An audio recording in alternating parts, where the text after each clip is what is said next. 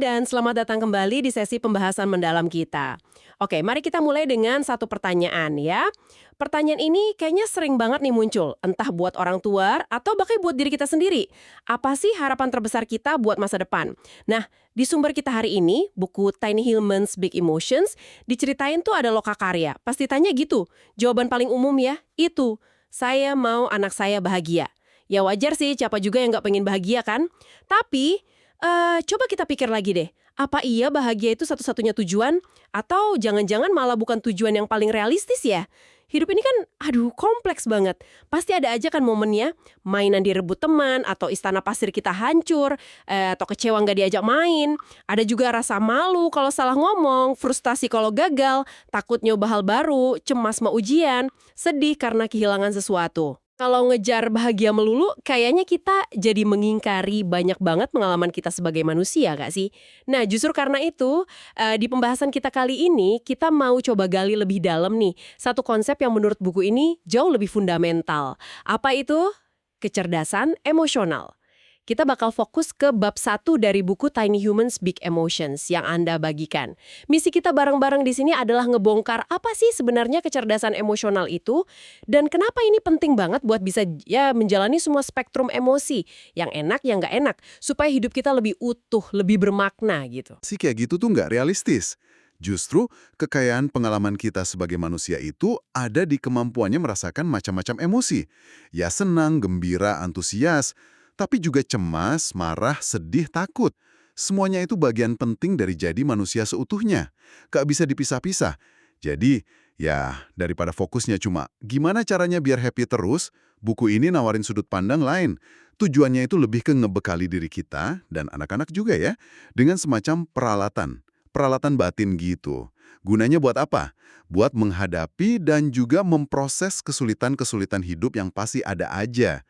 Jadi tujuannya bukan bahagia terus-terusan, tapi lebih ke kemampuan buat menjalani hidup yang rasanya nyambung, penuh welas asih, dan penasaran gitu, bahkan pas lagi sulit. Nah, inilah inti kecerdasan emosional yang mau kita bedah. Benarnya kecerdasan emosional atau EI yang dimaksud di bab 1 ini. Intinya sih, ya ini soal kemampuan kita. Kemampuan buat ngenalin, terus paham sama emosi. Emosi kita sendiri dan juga emosi orang lain. Nah, setelah paham terus gimana? Pemahaman itu dipakai buat menavigasi perasaan itu tadi. Caranya biar sehat, biar aman gitu kan ya. Dan katanya bab 1 ini mecah EI jadi beberapa komponen kunci. Coba kita lihat satu-satu deh, mulai dari yang pertama. Iya, betul. Komponen paling dasar, fondasinya gitu ya, itu adalah kesadaran diri, self-awareness. Dan ini bukan cuma sekedar tahu, oh saya lagi marah, tapi lebih dalam lagi. Kemampuan buat bener-bener ngenalin emosi itu pas lagi muncul, saat itu juga. Termasuk ngerasain gimana sih rasanya di badan kita, di mana gitu sensasinya muncul, rasanya gimana. Di buku ini ada contoh bagus, anak namanya Jonah, dia sering banget marah atau frustrasi, meledak-ledak gitu. Nah awalnya si Jonah ini mungkin nggak sadar apa pemicunya atau bahkan perasaannya sendiri apa. Tapi lewat bantuan orang dewasa yang paham AI, dia dibantu tuh ngenalin tanda-tanda fisik di dirinya. Mungkin orang dewasanya bilang, lihat deh, tangan kamu ngepal kencang banget, bahunya naik ke telinga, suara kamu jadi keras. Kayaknya kamu lagi kesel banget ya. Jadi ngenalin sensasi fisik, ini perut mulas, dada sesak, rahang kaku, itu pintu masuk pertama buat paham apa yang lagi terjadi di dalam. Kalau nggak sadar ini, ya susah. Mau ke langkah berikutnya? Dalam diri emosi, sensasi fisik, baru deh kita bisa mikir, oke, terus gimana? Nah, disinilah komponen kedua masuk, pengaturan diri atau self-regulation. Tapi ini penting nih, bukan berarti nahan atau milangin emosi ya, lebih ke kemampuan buat ngelola respon kita. Jadi pas emosi atau dorongan itu muncul, kita bisa milih mau gimana. Balik lagi ke contoh Jonah tadi, setelah dia mulai sadar sama tanda fisiknya, wah, tanganku ngepal lagi nih. Dia bisa dibantu belajar milih respon lain. Jadi daripada langsung mukul atau nendang pas frustrasi, mungkin dia belajar teriak minta tolong, tolong gitu. Atau dia pakai strategi nenangin diri yang udah disepakati di buku itu disebut rencana B. Misalnya ngepalin terus ngelepasin tangan beberapa kali buat nyalurin energinya. Tapi ini jadi mikir nih, apa mengatur emosi itu sama dengan menyelesaikan emosinya? Udah beres gitu. Nah, ini dia. Ini poin krusial banget yang ditekankan di bab 1. Penulisnya ngebedain dengan jelas antara regulasi emosi sama pemrosesan emosi. Beda loh itu. Regulasi itu lebih ke kemampuan ngelola ekspresi luarnya. Gimana kita nampilin emosi kita biar sesuai situasi atau tujuan. Kalau pemrosesan, itu proses di dalam. Proses buat bener-bener ngerasain, memahami, terus ngelepasin emosi itu sampai tuntas. Dua-duanya penting, tapi nggak sama. Oh, oke. Jadi regulasi itu lebih keluarnya ya, gimana kelihatannya. Kalau pemrosesan itu di dalamnya. Iya, analogi yang dipakai penulisnya di buku itu kena banget. Pengalamannya pas di restoran, dia nunggu pesanan yang salah itu sampai sejam penuh loh. Di dalam hati, dia udah marah banget frustrasi. Tapi di luar, dia berhasil tetap tenang. Ngomongnya sopan ke staf, nggak teriak-teriak, nggak bikin ribut. Nah, itu regulasi. Dia berhasil ngontrol perilakunya. Oke, dia bisa nahan diri saat itu. Tapi apa rasa marahnya langsung hilang pas dia keluar restoran? Nah, itu dia. Ternyata enggak. Buku ini jelasin kalau emosi itu baru benar-benar diproses nanti. Pas dia udah bisa cerita semua kejadiannya, perasaannya, ke suami sama teman-temannya di rumah. Ah, oke. Jadi ada bedanya ya? Saat itulah dia bisa ngeluarin unek-uneknya, perasaannya divalidasi, diakui gitu. Baru deh akhirnya dia merasa lega. Implikasinya dalam juga ya. Penting banget ini, karena seringkali kita fokusnya cuma di regulasi aja, nahan diri, kelihatan tenang, tapi nggak sadar kalau emosinya sendiri belum selesai, belum diproses. Dan emosi yang cuma ditekan atau ditahan itu nggak hilang loh. Kayak energi, dia bakal cari jalan keluar lain. Bisa jadi ledakan emosi yang nggak pas di waktu lain, atau jadi keluhan fisik, sakit kepala, sakit perut, atau bikin hubungan jadi tegang. Wah, iya juga ya. Jadi regulasi penting buat kita bisa fungsi di masyarakat, tapi pemrosesan itu yang penting buat kesehatan jangka panjang kita. Gitu ya. Betul sekali. Ini benar-benar bisa ngubah cara pandang loh. Jadi bukan cuma nahan diri, tapi juga ngasih ruang buat ngerasain dan ngelepasin. Oke, terus komponen berikutnya apa nih? Buku ini nyebut motivasi juga. Gimana hubungannya sama kecerdasan emosional? Iya, komponen motivasi ini juga penting. Sumbernya memang merujuk ke Daniel Goleman ya. Ini kaitannya sama dorongan dari dalam diri kita. Dorongan buat capai tujuan, buat tahan banting pas susah, buat terus belajar. Nah, dalam konteks EI, yang penting itu motivasi intrinsik. Dorongan yang benar-benar dari dalam, bukan karena disuruh atau diiming-imingi hadiah dari luar. Oke, terus gimana cara numbuhinnya? Menurut sumber ini, ada beberapa cara. Pertama, lewat self-talk kita. Gimana kita ngomong ke diri sendiri atau ke anak. Fokusnya ke kekurangan terus atau ke usaha dan kemajuan. Kedua, dengan ngerayain pertumbuhan. Sekecil apapun kemajuannya, itu dirayain. Ini bikin kita percaya kalau usaha itu ada gunanya. Ketiga, milih buat ngasih dorongan dan welas asih, jangan malah kejebak perfeksionisme yang bikin takut salah. Keempat, sadar kalau keterampilan emosional ini ya sama kayak keterampilan lain. Butuh latihan terus-menerus. Dan kelima, ini yang kadang susah. Mau minta bantuan kalau kita udah mentok atau kewalahan. Motivasi dari dalam inilah yang kasih kita bensin buat terus latihan sadar diri dan regulasi, meskipun kadang susah. Menarik ya gimana motivasi dari dalam ini jadi kayak bahan bakar buat ngembangin aspek AI yang lain. Oke, jadi kita udah lihat ke dalam diri nih, sadar diri, ngatur diri, motivasi. Terus gimana AI ini main peran pas kita interaksi sama dunia luar? Disinilah komponen keterampilan sosial atau social skills masuk ya. Tepat. Keterampilan sosial ini kan luas ya, cara kita ngomong, baca bahasa tubuh orang, paham aturan nggak tertulis pas lagi ngobrol.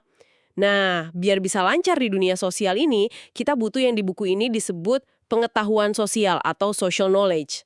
Apa sih pengetahuan sosial itu?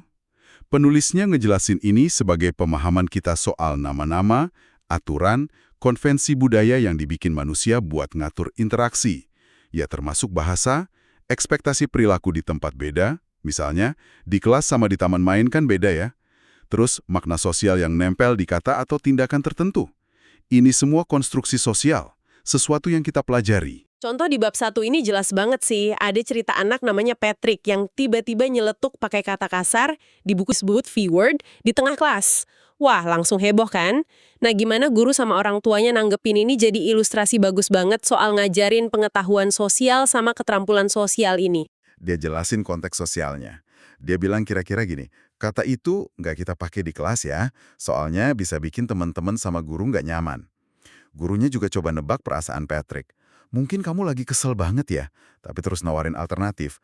Ada kata lain nggak yang bisa kamu pakai buat bilang kalau kamu kesel? Gurunya juga bantu Patrick paham beda aturan. Mungkin kata itu pernah dia dengar, atau bahkan boleh di rumah, tapi di sekolah beda aturannya. Nah, ini kan ngajarin pengetahuan sosial secara langsung. Dan nggak berhenti di situ ya ceritanya. Ada kejadian menarik lagi. Anak-anak lain di kelas jadi ikut-ikutan pakai kata itu. Seringnya malah nggak ngerti artinya apa. Ini nunjukin gimana anak-anak nyerap aturan sosial dari lingkungan. Ya, bisa yang bagus, bisa juga yang enggak. Akhirnya gurunya ngerasa perlu diskusi kelompok buat ngomongin secara jelas soal ekspektasi perilaku dan bahasa di kelas. Iya, itu fenomena yang sering terjadi ya. Ada lagi sisi lain yang menarik. Orang tua dari anak lain khawatir jangan-jangan anaknya nih yang ngajarin Patrick kata kasar itu.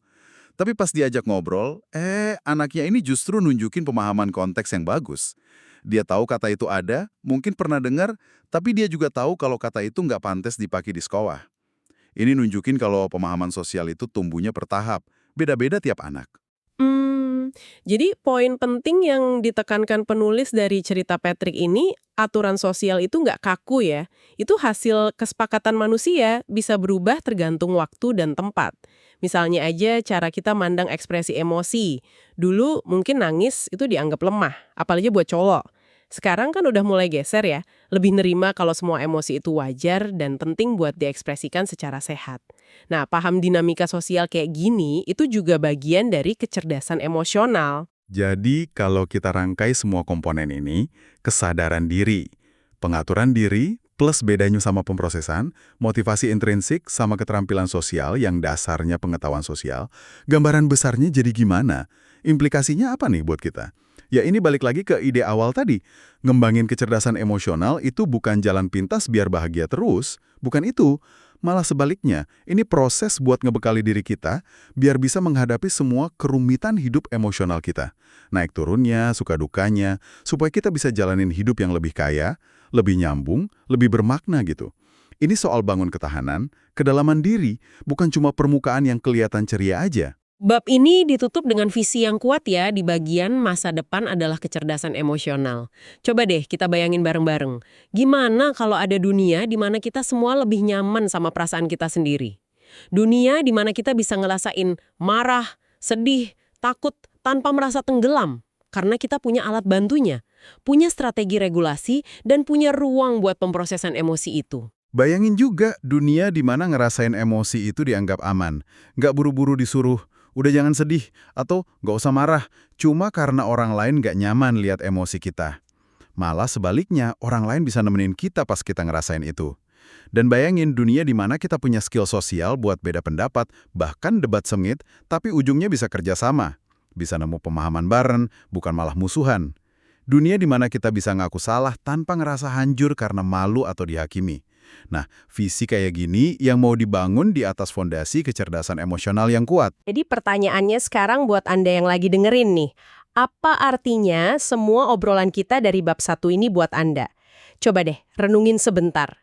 Gimana pemahaman soal pentingnya ngenalin sensasi fisik pas emosi muncul? Itu tadi kesadaran diri.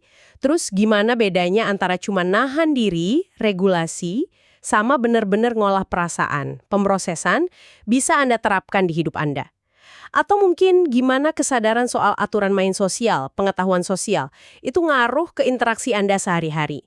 Sama anak mungkin, sama pasangan, teman kerja, atau bahkan pas ngobrol sama diri sendiri. Oke, jadi buat ngerangkungkan poin utama yang kita gali dari bab 1, Tiny Humans, Big Emotions ini ya. Pertama, kecerdasan emosional itu soal kapasitas kita buat jalanin semua rentang pengalaman emosi manusia, bukan cuma ngejar senangnya aja. Ini fondasi buat hidup yang utuh. Kedua, kita udah kupas komponen kuncinya. Kesadaran diri, kayak senter buat lihat ke dalam diri, pengaturan diri, kemampuan ngelola respons, tapi ingat, bedain sama pemrosesan emosi yang lebih dalam. Motivasi intrinsik, bensin dari dalam buat tumbuh.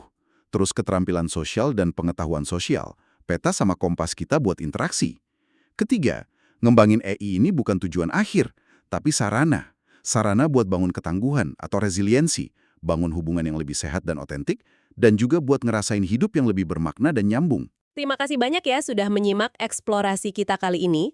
Kami harap banget obrolan mendalam soal bab 1 ini ngasih Anda paling nggak satu momen aha, atau mungkin sudut pandang barulah buat lihat diri sendiri, lihat orang lain, dan lihat rumitnya dunia emosi yang kita semua hadapi tiap hari. Nah, sebagai penutup, kami mau tinggalin satu pemikiran nih buat Anda renungkan lebih lanjut. Ini diajukan langsung sama sumber kita loh. Buku ini secara radikal nantang gagasan kalau tujuan utama hidup itu biar selalu bahagia. Gimana kalau sebaliknya kita coba secara sadar buat merangkul semua kekayaan emosi kita? Termasuk yang nggak nyaman, sedih, marah, takut, jangan-jangan justru itu kuncinya buat membuka pintu ke hidup yang lebih nyambung secara otentik dan rasanya lebih bermakna. Pertanyaan buat Anda bawa pulang. Apa satu langkah kecil aja yang bisa Anda ambil minggu ini buat jadi sedikit lebih sadar atau mungkin coba menerima bukan ngelawan satu emosi sulit yang biasanya Anda hindari atau tekan? Sampai ketemu di pembahasan mendalam berikutnya.